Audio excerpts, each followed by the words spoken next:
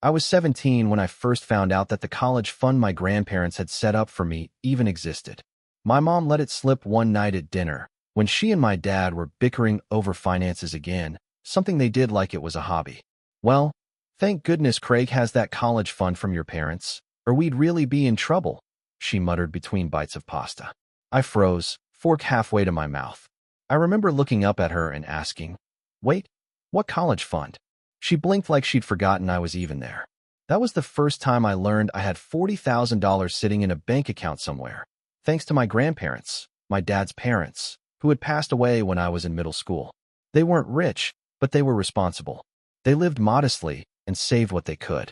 Apparently, after they died, they left a chunk of their savings specifically for me, meant to help with college. Not for the family, not for emergencies, not for anything else. Just me, my future, my education, my shot at getting out of the house and doing something different with my life. I was stunned, grateful, of course, but also confused why no one had told me. My mom just shrugged and said something like, "We didn't want you to get cocky or start slacking off in school just because you had money waiting." That didn't sit right, but I was a teenager who hadn't even applied to colleges yet, so I let it go. I didn't press the issue. I should have. My name's Craig. I'm 32 now, and this story still makes my stomach twist when I think about it. Back then, we lived in a modest 3-bedroom house in a quiet suburb. My parents weren't terrible people, not at first glance anyway. They worked hard. My dad was a postal worker, and my mom was a part-time dental receptionist. We weren't well off, but we got by. I did chores, kept my grades up, stayed out of trouble. I wasn't the golden child, though, not by a long shot. That title belonged to my older sister, Melissa. Melissa is 4 years older than me and has always been the center of the universe in my parents' eyes. She was bubbly and fun and had big dreams. I was quiet, bookish, and, apparently, too serious for my own good. Melissa didn't finish college, but it was never treated like a failure. She bounced around from job to job, boutique retail, yoga instructor training, photography school for 6 months. My parents called it exploring her path. Meanwhile, I worked 2 part-time jobs during my last year of high school just to save money for textbooks, because I didn't want to touch that college fund until I really needed it. I guess I had this naive idea that if I worked hard and planned well, things would work out. When Melissa got engaged at 25, the house turned into a wedding war room overnight. Color swatches, cake tastings, venue tours. It was like a second full-time job for my mom. My dad didn't say much, but I could see the stress creeping into his face. Melissa wanted a dream wedding, and she meant it. She found a historic estate outside the city with a marble staircase and a horse-drawn carriage package. The rental alone was more than most people's cars. I remember joking, "Unless you're marrying a prince, I don't know how anyone pays for that." No one laughed. My mom actually shushed me. I was 19 at the time, home from my first year of college. I'd chosen a local state university and commuted from home to save money. Every time I saw Melissa's wedding plans sprawled across the kitchen table, I felt a weird mix of awe and dread. There was no way my parents could afford any of it. They were already stretched thin. I figured maybe Melissa's fiancé's family was loaded. I never asked, and no one volunteered the information. Then, one day, about a month before the wedding, I overheard something that made my chest go cold. I'd come downstairs late at night for a glass of water, and my parents were talking in hushed voices at the kitchen table. My mom said, "Well, once we use the rest of Craig's college fund, we'll be okay. I'll just have to put off the dental work another year." My dad muttered something about credit cards and refinancing. I stood there in the dark, frozen. I didn't make a sound. I just turned and went back upstairs, heart pounding. I didn't sleep that night. I didn't sleep the next night either. My head was spinning. I wanted to believe I'd misheard. I wanted to believe they'd never do that to me. But deep down, I already knew the truth. They'd drained my fund. The money my grandparents had set aside for my future, gone, swallowed up by flowers and catering and silk chair covers for a wedding that wasn't even mine. And the worst part? They hadn't even told me. They weren't going to. I confronted them 2 days later. I waited until breakfast when Melissa wasn't around. I was shaking as I asked, "Did you spend my college fund on the wedding?" My mom froze mid-sip of coffee. My dad looked at the wall like he wanted to disappear. They didn't deny it. My mom launched into a speech about how Melissa deserved her special day and how weddings are once in a lifetime. My dad said they figured I'd understand because I was always so mature. I stared at them in disbelief. I asked them how I was supposed to pay for school now. My mom gave me this dismissive look and said, "Well, most people just take out loans. You'll be fine." That was the moment something inside me cracked. I don't think I even yelled. I just stood up, grabbed my backpack, and left. I stayed with a friend for a few days and then moved into a cheap basement apartment near campus. I picked up more hours at my part-time job. I applied for scholarships and grants and, yes, loans. It took me 6 years to finish my degree because I had to go part-time some semesters, but I did it. Without them. Without a cent from that fund. Melissa's wedding was beautiful, by the way.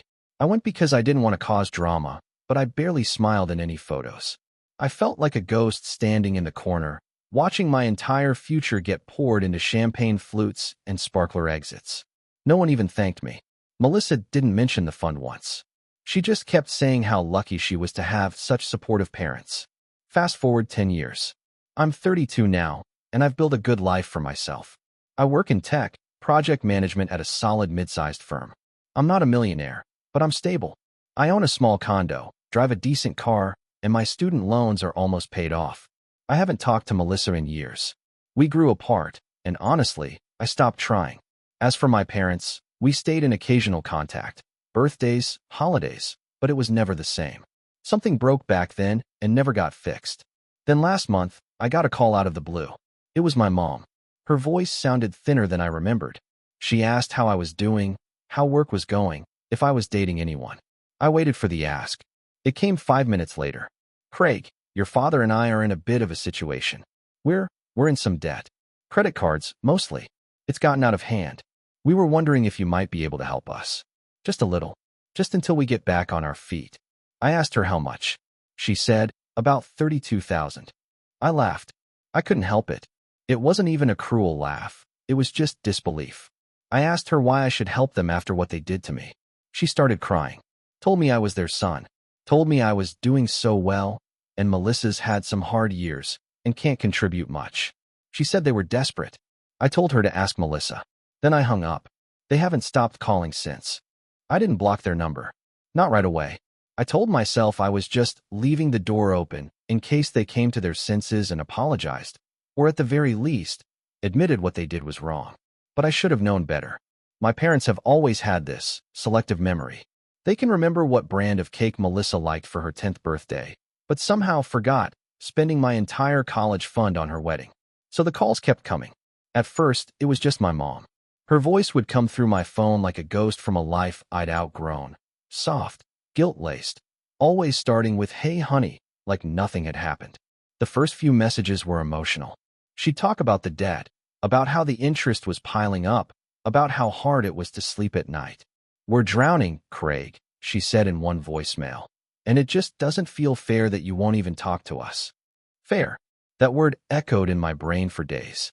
Like it had been fair to spend 40 grand of my inheritance without even asking me. Like it had been fair to tell me to just get loans, while Melissa got a horse-drawn carriage and a live jazz band. I ignored the messages. I kept my head down at work. But something inside me started to boil. Old anger, the kind I thought I'd buried after years of therapy and distance, began to surface again. I wasn't even mad about the money anymore. Not really. I was mad that they still didn't see what they'd done. That they still felt entitled to ask me for help without ever owning up to how they'd let me down. Then the messages changed tone. My dad started calling too, which was unusual. He wasn't much of a talker when I was growing up, more the silent, newspaper and black coffee type. When he did speak, it was either an order or a sigh. But now he was leaving long voicemails, his voice tight and edged with frustration. "This isn't just about the money, Craig," he said in one. "This is about family. About loyalty. I don't know who put these ideas in your head, but you're not better than us." Not better than them. That one got under my skin. I never thought I was better than them. I just worked my butt off to build something they told me I'd have to fight for alone. And now that I had it, they wanted a cut. The kicker came 2 weeks later. It was a Sunday afternoon, and I was sitting in my condo eating reheated Chinese food when I got a text from an unknown number. Just one sentence. You could have said no without being a selfish prick. No name. No context. But I knew the voice behind it. Melissa. I hadn't spoken to her in over 5 years. She didn't show up to my graduation, didn't reach out when I moved into my condo or when I got promoted last year. But now, suddenly, here she was, jumping into the fray like I owed her something too. I stared at the message for a full minute before typing back. Funny coming from someone who spent my college fund on peonies and centerpieces. 3 dots appeared, then vanished, then reappeared. I could picture her typing furiously, backspacing, starting again. Finally, she replied, "It wasn't your money. Mom and Dad said it was for the family, and I'm the one who actually needed it." That broke something in me. I didn't even respond. I just sat there, feeling like I'd been punched in the chest. Not because of the words themselves, but because of how easily they came to her. How convinced she was that it was never mine to begin with. How little she valued what I'd sacrificed. The next morning, I got an email. It was from my dad. It wasn't long, but it was cold. Clinical. The subject line just said help. The body was 2 paragraphs about their debt, their payments, their dire circumstances. Attached was a PDF of their credit card balances. The final line read, "We expect some level of support from our son, who we raised and gave everything to." Everything. I stared at that word until my eyes blurred. Everything. They gave me everything. Except my college fund. Except a fair shot. Except the basic respect of treating me like my future mattered as much as Melissa's fantasy wedding. That week, I didn't answer any calls. I didn't open their texts. I didn't even tell my friends what was going on. I just went to work, came home, and stewed in silence. But underneath that silence, something was shifting. I started digging. I looked up old emails from my college financial aid office. I found the loan statements. I pulled receipts from my years of struggle, literal and figurative. The extra shifts at the bookstore. The ramen dinners. The internships that paid in experience. I created a folder on my desktop and named it Debt That Isn't Mine. Then I went further. I requested my grandparents' will from the county archive. I didn't even know if I could get a copy, but turns out I could. Took about 2 weeks. When it came, I scanned it line by line, my pulse pounding like a drum. And there it was, in black and white. $40,000 to be held in trust for our grandson, Craig, last name, to be used solely for the purpose of his college education. Solely. Not for the family. Not to be borrowed. Not to be spent on Melissa's white silk napkins and shrimp tower. For my education. I sat back in my chair and stared at that sentence. I didn't know whether to laugh or cry. I felt vindicated and furious all at once. They'd lied to me. Not just about the money, but about its origin, its intent, its very meaning. And now they were begging me for help while still pretending they'd done nothing wrong. The next time they called, I picked up. It was a Wednesday night. My mom's voice came through the line, brittle and breathless. "Craig? Oh, thank God. I've been trying to." I cut her off. Calmly. Firmly. "I got a copy of the will." Silence. She didn't ask what will. She knew. "I know it was meant for me," I said. "I know what you did." She didn't deny it. Instead, she sighed. This long, dramatic exhale like she was the victim. "Craig, we were just trying to hold the family together. Melissa was going through so much, and we thought we could pay it back later. But you didn't," I said. "And now you want me to." "It's been 10 years, she snapped. "You're successful now. Why are you still holding on to this?" I could have said 1,000 things. I could have listed every night I sat awake wondering how I'd afford next semester. Every job I took just to scrape by. Every loan statement I still check monthly. But I didn't. Instead, I said, "Because you never once said you were sorry." That quieted her. I could hear my dad's voice in the background. Muffled, sharp. Then he got on the line. "Craig, this isn't productive. You're acting like a child." I nearly laughed. I was a child. When you took the money. Now I'm an adult. One who doesn't owe you a cent. They both started talking at once. Guilt. Shame. The family name. Pride. I listened for a moment, then calmly said, "You should have thought about that before you stole from me," and hung up. I didn't feel good. I didn't feel powerful. I just felt empty. But it didn't stop there. Because about a week later, I found out that my parents had told other relatives that I was abandoning them, that I'd gone cold and forgotten where I came from. I found out from my cousin Ella, who texted me asking why Aunt Linda had mentioned I refused to help my dying parents. Dying. They weren't dying. Struggling, sure, but that was on them. Still, the rumor mill had started. And Melissa?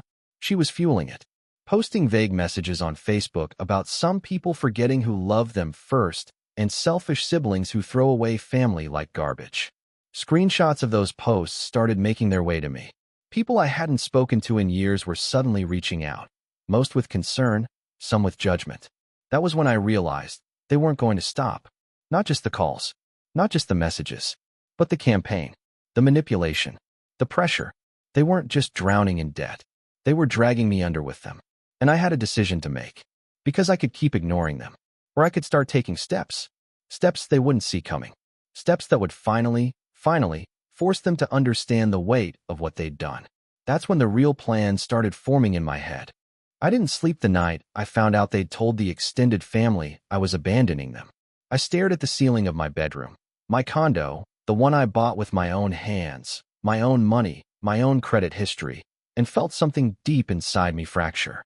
This wasn't just about money anymore. This wasn't just about the college fund or the calls or the guilt trips. It was about identity, about betrayal, about the kind of quiet, psychological war that leaves invisible scars long before you even realize you've been bleeding.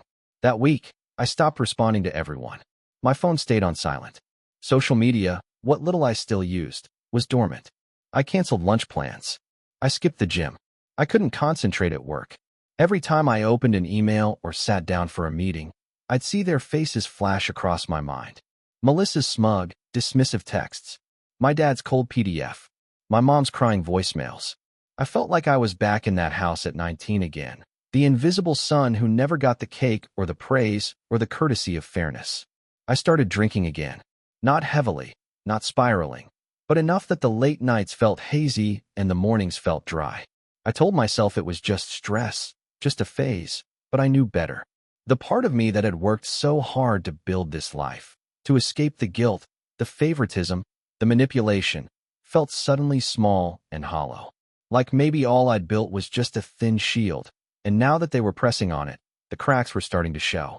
The lowest point came on a Friday night, maybe 3 weeks after the last call. I was in the parking garage of my condo, sitting in my car with the engine off. It had been a long week. I'd snapped at a coworker that morning, flaked on dinner plans with a friend, and missed a call from my boss because I just couldn't bear to talk to another person. In that garage, in the dark, with nothing but the hum of distant traffic above me, I started crying. Not loud, not theatrical, just quiet, bitter tears. The kind you don't even realize are coming until they're already on your face. I remember gripping the steering wheel and whispering, "Why wasn't I ever enough?" That question haunted me for years. Through school, through work, through every holiday where Melissa got the best seat at the table and I got asked to be the photographer. Through every time I achieved something, an A-plus paper, a new job, even my first bonus, and heard nothing but a lukewarm good for you over the phone. It was always Melissa who sparkled, who struggled, who deserved saving. And me? I was just fine, always expected to be okay.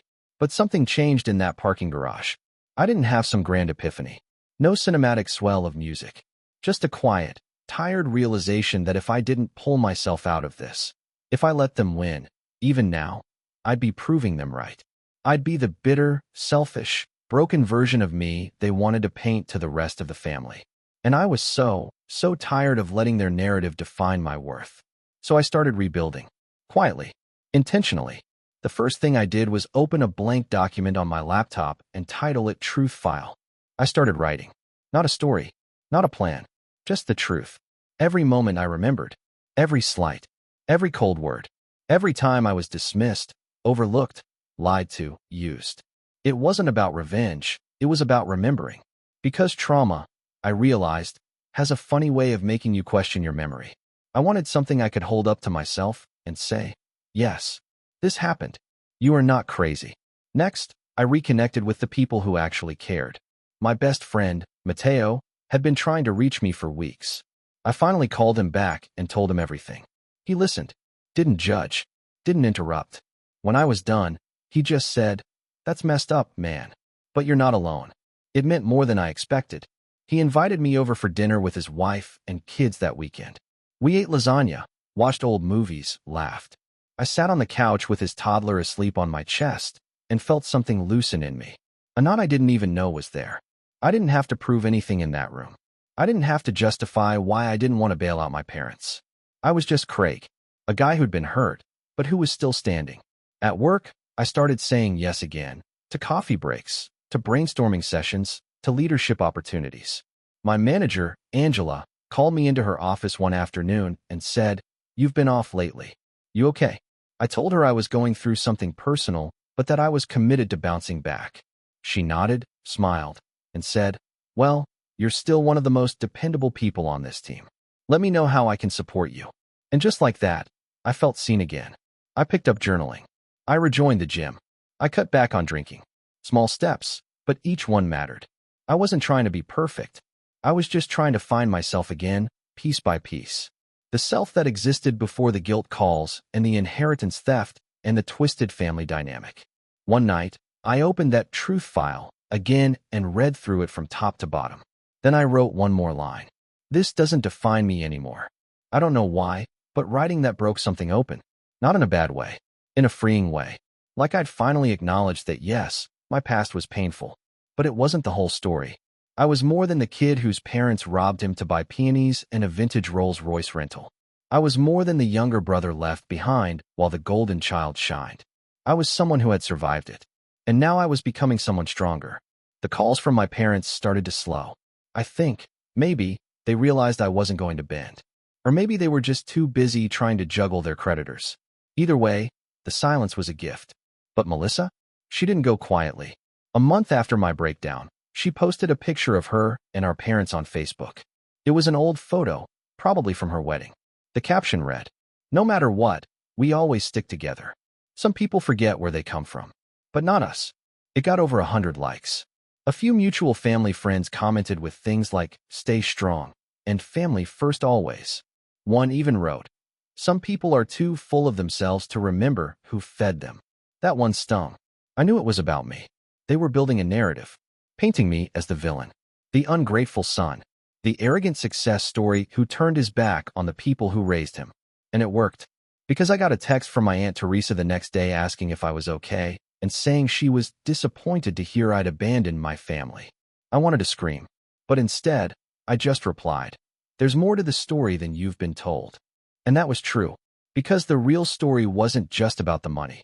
It was about the years of emotional labor, the unequal love, the unspoken expectations that I would always be the fallback plan while Melissa got the safety nets and second chances. But I wasn't a backup plan. Not anymore. That realization, that deep, unshakable belief that I no longer owed them anything, was the first real step toward healing, toward taking my power back. And once I had that, I started thinking about the future, about what comes next. Because the past, it may have shaped me, but it didn't own me. And soon, I'd make sure they understood that, in a way they'd never forget. But I wasn't going to yell. I wasn't going to fight. I was going to be calm, methodical, controlled. Because the best revenge? It's not loud. It's earned. The morning I decided to act wasn't dramatic. It wasn't stormy or symbolic or soaked in adrenaline. It was calm, almost too calm. I woke up before my alarm, 6:13 a.m., to be exact, and lay in bed, staring at the ceiling, blanketed in stillness. But inside, something had shifted. Not rage, not bitterness, just clarity. That kind of cold, focused clarity that comes when you've sat with something long enough to strip away the noise and just see the truth for what it is. I had nothing left to give them, not emotionally, not financially. But I had something else now, leverage. I had time, resources, and most importantly, the truth. And I was going to use it. The first thing I did was reach back out to the county archive where I got my grandparents' will.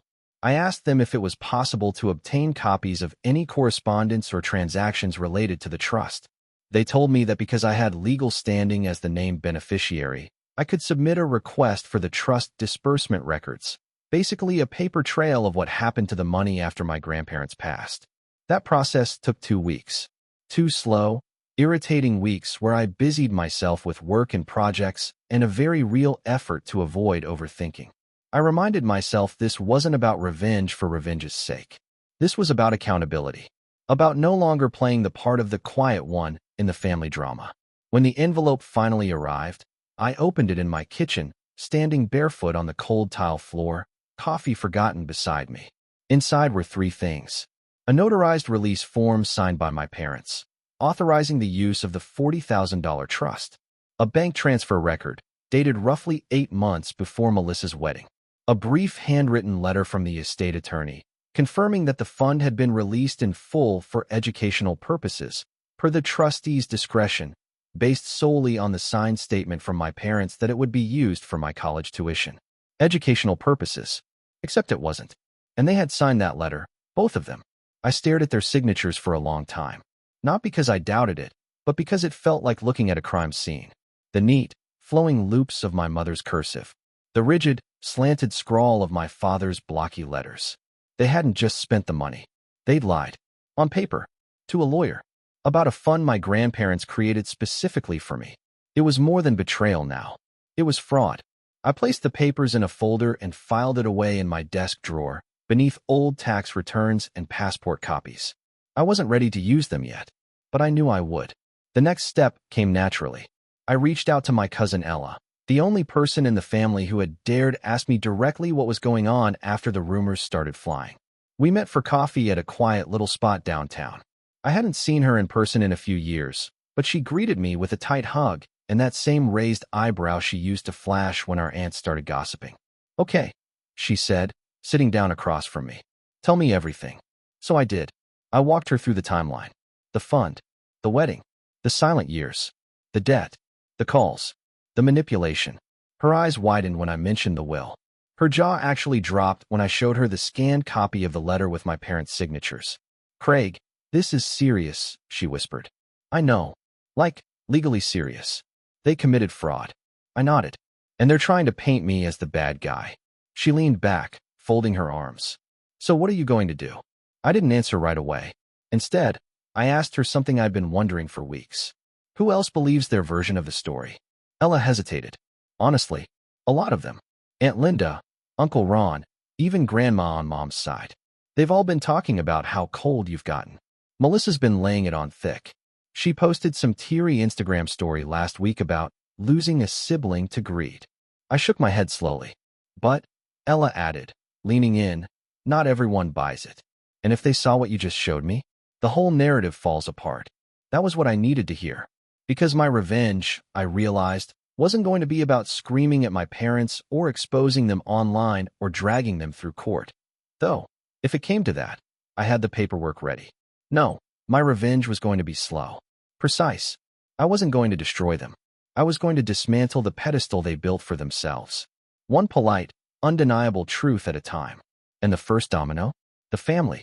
That weekend, I organized a catch-up dinner with a few cousins and old family friends. Nothing too suspicious. Just a small gathering at a casual Italian place downtown. I told them I was in a better place mentally and wanted to reconnect. They came, 6 of them. All people who had heard something about me cutting off my parents, but none of them had heard my side. Until that night. I brought the folder. I brought the timeline. I brought my voice. The same quiet voice they'd always called mature, but rarely listened to. And I laid it all out. I didn't cry. I didn't accuse. I just told the truth. By the end of the meal, 2 cousins were visibly shaken. One offered to write a letter of support, just in case I ever needed it legally. Another hugged me so hard I nearly lost my breath and whispered, "I'm so sorry." I had no idea. Word spread fast after that. I didn't ask for it to, but it did. The same way rumors had spread against me, now the truth spread for me. It was like a ripple, one cousin to another, one message thread to the next. People started reaching out, not with judgment, but with apology, with questions, with sympathy. I received a message from my Aunt Sharon, someone who hadn't spoken to me in years, saying she wanted to talk. She said she'd seen the documents, that she believed me. I didn't reply. Not yet, because I wasn't done. Next, I met with a lawyer, a real estate and inheritance attorney, recommended by a friend. I brought everything. The will, the letter, the bank transfer, the messages. I told him I wasn't interested in suing yet, but I wanted to know my options. He was blunt. "Technically, this is trust fraud. The trustee, who I assume was your dad, used funds under false pretenses. There's a statute of limitations, but given the evidence and the ongoing impact, you could absolutely make a case." Would it hurt them? He tilted his head. Financially, yes. Reputationally, even more. And if you're asking whether they'd face jail time, unlikely, but not impossible. Especially if the IRS gets involved. I left that meeting with more paperwork, more evidence, more power, but I still hadn't decided how far I was willing to go. Because this wasn't just about punishment. It was about justice, about healing. And sometimes, justice doesn't mean lawsuits. Sometimes, it just means the truth sees daylight. I waited. I watched. Then, 2 weeks later, Melissa posted a video. It was on her Instagram, public, of course. She sat on her couch in some softly lit room, wearing a hoodie and no makeup, the classic, I'm vulnerable look. She talked about family, about betrayal, about how some people let success turn them into strangers. How one of the hardest things in life is realizing your own sibling sees you as disposable. It had music in the background. Sad piano. The comments poured in. You don't deserve this. Some people forget who raised them. Stay strong, queen. I felt my stomach turn. But I didn't comment.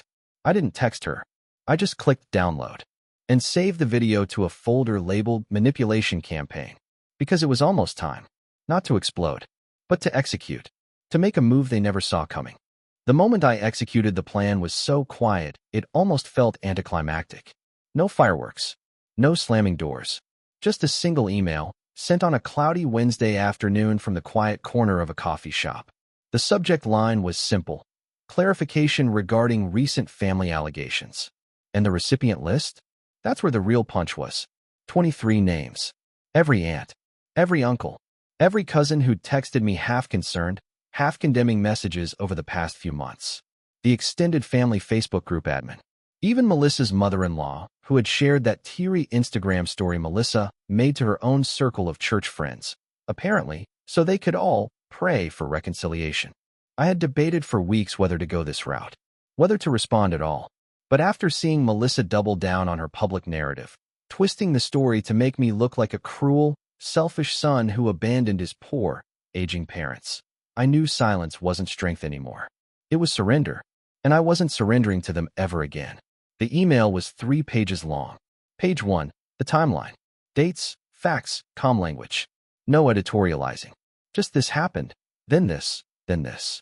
I even included receipts, attached scanned copies of the original trust documents, the signed letter from the estate attorney, and the bank records showing the withdrawal marked for educational disbursement. Page 2, my story. Not angry, not accusatory, just honest. I explained what the money meant to me, how I'd found out it was gone, what I went through to finish school on my own. I talked about the ramen, the late nights, the rejected financial aid appeals. I didn't paint myself as a victim. I painted myself as someone who survived despite their choices. Page 3, the manipulation. I included screenshots of Melissa's vague posting social media campaigns. Her text calling me a selfish prick. The voicemail my dad left calling me a disgrace to the family. I even included a quote from my mother's voice message about how it's been 10 years and you should be over it by now. I ended the email with this paragraph. I'm not sending this to shame anyone. I'm sending it because the version of the story being circulated is not only false, it's dangerous. I've spent years being silent, assuming the truth would speak for itself. But it didn't. And now, I'm speaking for myself. If you choose to believe their version, that's your right. But you'll be doing it in full knowledge of the truth, not the fairy tale. Then I hit send. I stared at the message sent confirmation for a long time. My hands were steady. My heart wasn't racing. I felt centered, like I had just finally pushed the last brick back into place after a long, crumbling collapse. I didn't hear anything for a day. Then the replies started. Some were immediate. One from my Aunt Lila, Craig. I had no idea. I'm so sorry. Another from my cousin Nathan. This changes everything. I feel awful for ever doubting you. A third, more biting. I always knew something was off about how Melissa talked about it. Thank you for being brave enough to show the truth. And then, 2 days later, I got the call. It was from my dad. I didn't answer. He left a voicemail, voice tight and furious. You had no right to air family business like that. We were trying to protect Melissa, and you humiliated us. I saved the message. Didn't respond. 10 minutes later, another call. This time my mom. Craig, please, she said through a tear-choked whisper. You don't know what you've done. People are calling us, judging us. Your father can't sleep. Melissa hasn't left the house. Is that what you wanted? I didn't answer that one either. Because the truth is, it wasn't what I wanted. It was what they earned. Still, I wasn't done. I reached back out to the estate attorney, the one who had handled my grandparents' will. I explained the situation, asked what options were on the table, given the forged intent and false use of the funds. I made it clear I wasn't interested in criminal charges, but I wanted a legal acknowledgement on record that the trust had been violated. He took it seriously. Turns out, even if the money was long gone, the paper trail was fresh enough. And because the trust was designated solely for educational use under a formal agreement, the misuse, especially when proven through false statements, qualified as breach of fiduciary duty. That's when I made my move. I had the lawyer draft a formal letter, one that included the documentation, the will, and the bank statements. It was addressed directly to my parents, certified and signed, and it said, in careful, lawyerly language, that I now had full legal evidence of misappropriation of trust assets and that I reserved the right to pursue civil penalties or restitution in court. I didn't threaten to sue them. I didn't need to. The implication was enough. They went silent for 2 weeks. I found out later, through Ella, that they'd canceled a vacation they'd been planning and had started quietly talking to a financial advisor about selling their SUV. Melissa, apparently, unplugged from social media and had a full-on breakdown when she realized how many people had turned on her. But what really stunned me was the letter I received in the mail from my dad. Handwritten. 3 pages. It wasn't an apology, not really, but it danced around the edges of one. He talked about doing what they thought was right at the time, about how hard it had been to say no to Melissa's dreams, about how he and my mom never thought it would come back like this. He said they were ashamed of how they handled things, that they didn't realize how deep the damage went. The final paragraph? We never saw you hurting. We saw you as the strong one. Maybe that was our mistake. Maybe that's why we leaned on you. But I see now that strength doesn't mean someone isn't breaking underneath. I don't expect forgiveness, just understanding. I didn't cry. I didn't even get angry. I just folded the letter neatly and placed it in the folder with everything else. Then I closed the folder for the last time. Melissa hasn't reached out since. Not a text. Not a comment. Nothing. I hear she's keeping her head down. Maybe even going to therapy. That part doesn't matter to me anymore. What matters is this. The story is mine again, not theirs. I'm no longer the quiet one. I'm no longer the backup plan. I'm no longer the emergency fund in human form. I'm just Craig, 32, debt-free, free in more ways than I've ever been.